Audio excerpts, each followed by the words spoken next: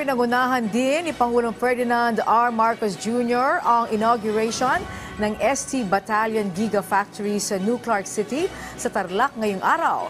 Ayon sa Pangulo, malaki ang maitutulong nito para i-promote ang pagiging sustainable at malinis na supply ng enerhiya ng bansa. Si Alan Francisco sa Sentro ng Balita Live.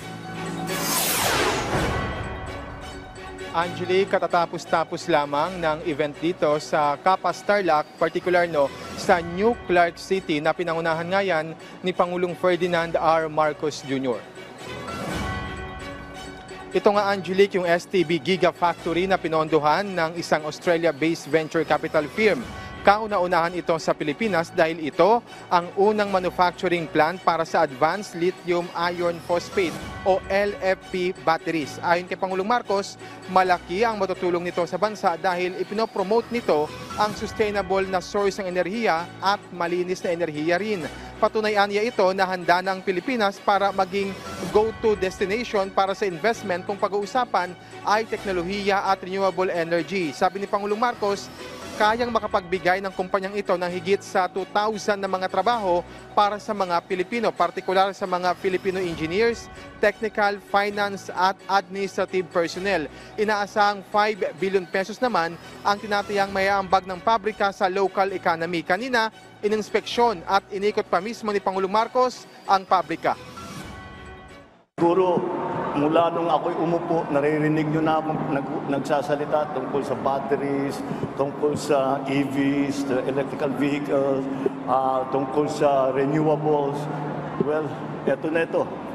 We actually managed to do it and, with our partners from St. P. Giga and with the very strong alliance that we have with the government of Australia. But again, this is again a perfect example of kaya namin lagi napapag-usapan yung PPP dahil ganito ang maaaring gawin kapag nag-PPP together government at saka private sector.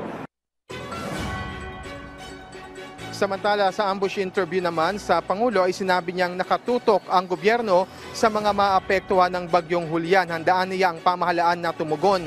Natanong rin, Angelique, si Pangulong Marcos tungkol sa papalit kay DILG Secretary Benhur Abalos na nagdeklarang tatakbo bilang senador sa midterm elections. Bagamat wala pang pinangalanan ng Pangulo na papalit kay Abalos, iaanunsyo naman anya ito.